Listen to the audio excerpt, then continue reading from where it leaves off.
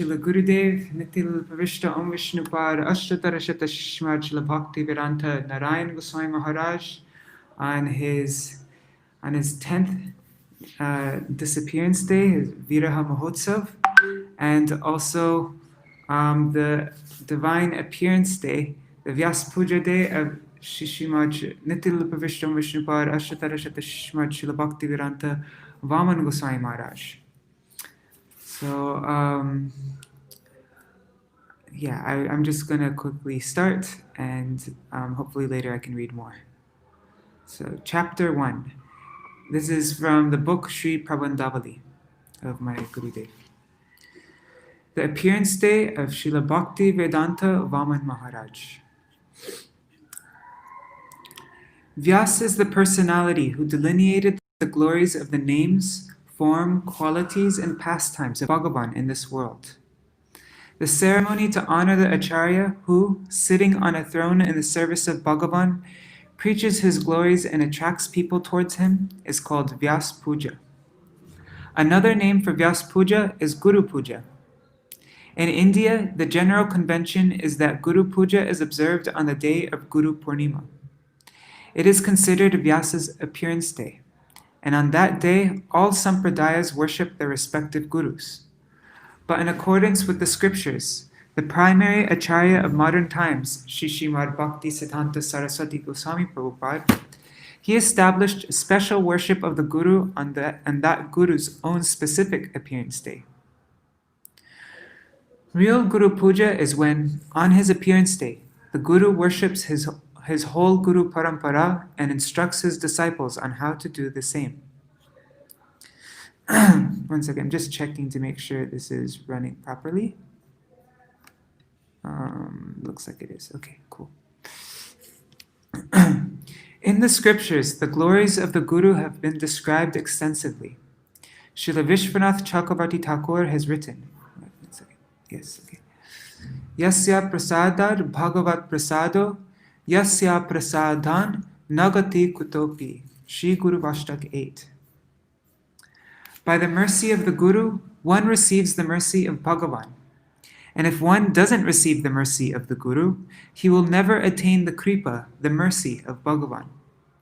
In Srimad Bhagavatam 11:17-27, Shri Krishna says, Acharya mam vijaniyan navamanyeta karhichit namartya bhudyasuyeta sarvadeva mayo guru.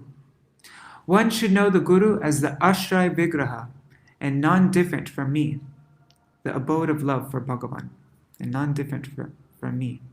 One should never disrespect him or attribute faults to him by perceiving him with material vision, for he is the embodiment of all the demigods. There are numerous demigods and goddesses, and amongst them, Brahma, Vishnu, and Mahesh are primary. The Guru is the embodiment of Brahma, the embodiment of Vishnu, and also the embodiment of Mahesh. He is compared to Brahma because just as Brahma creates this world, the Guru creates bhakti by sowing the seed of devotion in our hearts. Vishnu is the maintainer, and Gurudev is he who maintains our bhakti. As long as we haven't attained the stage of prem, he continues to strengthen our devotion. As conditioned souls, we cannot even imagine how much endeavor he makes for even one disciple. And as Mahesh is the destroyer, the Guru destroys all of our anarthas and aparads. This is why the Guru is said to be the embodiment of all the demigods. There are so many jivas in this world, and although some are inclined towards Bhagavan, most are averse to him. Their intrinsic forms are as eternal servants of Krishna, but forgetting this, they are wandering in material existence. Without bhakti, they will never possess any auspiciousness. Therefore, sometimes Krishna himself descends into this world. Sometimes he assumes different incarnations. And sometimes he sends his Shakti in the form of the Guru. Otherwise, it would be impossible for the jivas to ever receive auspiciousness. Only by bhakti can they attain their ultimate good fortune. Yet bhakti is not a thing in this world. Inside the eternally perfected associates of Krishna, the essence of the Samvit and Hladini Shaktis is always present in the form of Prem Bhakti.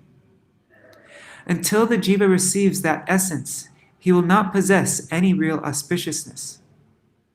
The Guru is a resident of the spiritual world, and he descends into this world. He brings the prem of Goloka Vraj to this world and bestows it upon the conditioned souls. Such a great personality, an eternally perfected Ragatmika devotee who possesses Vraj Prem and brings it to this world, is known as a Shuddha Guru. As the current of the Ganga carries water from the Himalayas down to the ocean, there is a current flowing through our Guru Parampara which, beginning from Krishna himself, has come down to the modern acharyas and is presently flooding the entire material world with Krishna Prem. This is the primary function of the Guru. If someone is not able to give this Prem, then he is not really a Guru at all. Being capable of bestowing Krishna Prem is the primary attribute of a genuine Vaishnava Guru. Today is the appearance day of such a Guru, Śrīla Bhaktivedānta Vāmana Mahārāja, who serves as the present Acharya of the Śrī Vedanta Samiti. He took birth in 1916 in the district of Jeshore in East Bengal, which is now Bangladesh. His boyhood name was Santosh, and his paternal uncle was one of Śrīla Bhaktivedānta Saraswati Prabhupada's first disciples, Nārāyaṇa Maharaj. Vāmana Mahārāja's mother was also a disciple of Prabhupada, and she was very strict. She would even discipline her husband.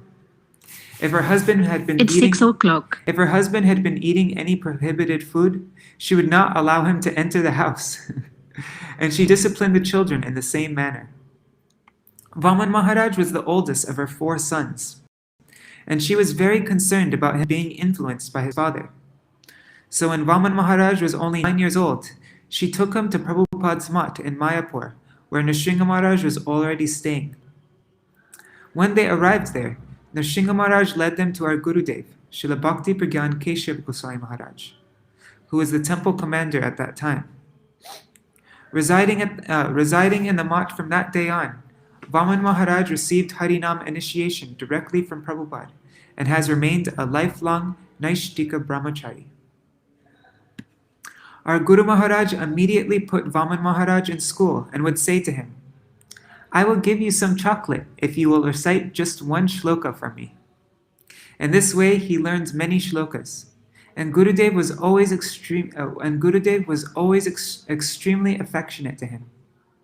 At that young age, Vāmana Mahārāja learned how to seat Vaishnavas for taking prasad by giving them a leaf to eat from and some salt and water. And after all the Vaishnavas had finished taking prasad, he would clean everything. He also learned how to cook there, and he could very quickly prepare first-class offerings. After some time, Prabhupada departed from this world, and then our Guru Maharaj established Gaudiya Vedanta Samiti in 1943. I joined the mission in 1946, and at that time, I saw how Vāmana Mahārāja was doing everything, writing letters, managing the temple, cooking, and traveling for preaching. Together with my godbrother Srila Trivikram Maharaj, we received sannyas from Guru Maharaj on Gaura Purnima in 1954. Vāmana Mahārāja is a great scholar, just as our Gurudev was. It has been said that he is like a dictionary. of shlokas, because he knows so many verses from the scriptures. When, while lecturing, Gurudev would sometimes forget a shloka, Vāmana Mahārāja would always supply it from memory. Once, when we went to Assam for preaching, Gurudev boldly declared that the mouths of the people there who ate meat and fish were like the drains of sewers. One of the sects there was virtually prepared to stone us, and they challenged us by saying, "You say that Chaitanya Mahaprabhu is Bhagavan himself, but what evidence is there of this?" Guru Maharaj turned to Vāmana Mahārāja and said, "Speak." Then Vāmana Mahārāja recited 50 shlokas, one after the other from different scriptures as evidence, and those people were silenced.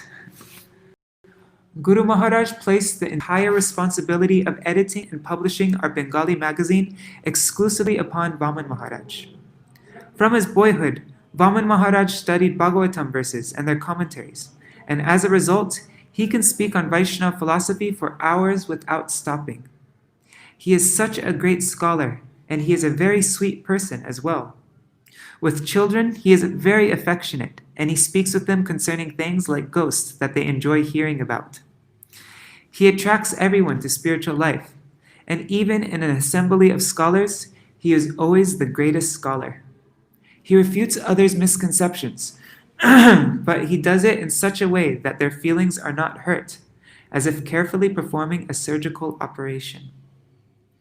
Vāmana Maharaj is very grave and quiet, and there is another special quality that he possesses. I have seen many people, myself included, who give explanations from the scriptures and enjoy taking praise from others for it. But having known Vāmana Maharaj for almost 50 years, I have never seen him do this, not even by accident. He is also very tolerant. As if taking poison and digesting it, he may see the faults in others, but he never speaks about them. He has so much eagerness to preach the instructions of Chaitanya Mahaprabhu, and he has preached in all the villages of West Bengal and Assam. 1 second. Bhagavan has especially empowered this great personality with many transcendental qualities. Today, I pray to Śrīla Vāmana Maharaj that he will mercifully allow me to always remain as his shadow, thereby enabling me to always follow him. I consider him to be my Shiksha Guru, because since the day I joined the mission, he has given me whatever I required with great He has given me whatever I required with great affection. All right, so I'm going to stop this video now, and I want to read one more thing. A letter that Śrīla Vāmana Gosvāmī Mahārāja wrote to Umadidi. I read one last night, but I'm going to read another one. So I'll start a new video in just a few minutes. Hare Krishna. Jai Śrīla Vāmana Gosvāmī Mahārāja ki Jai, Śrīla Gurudeva ki Jai.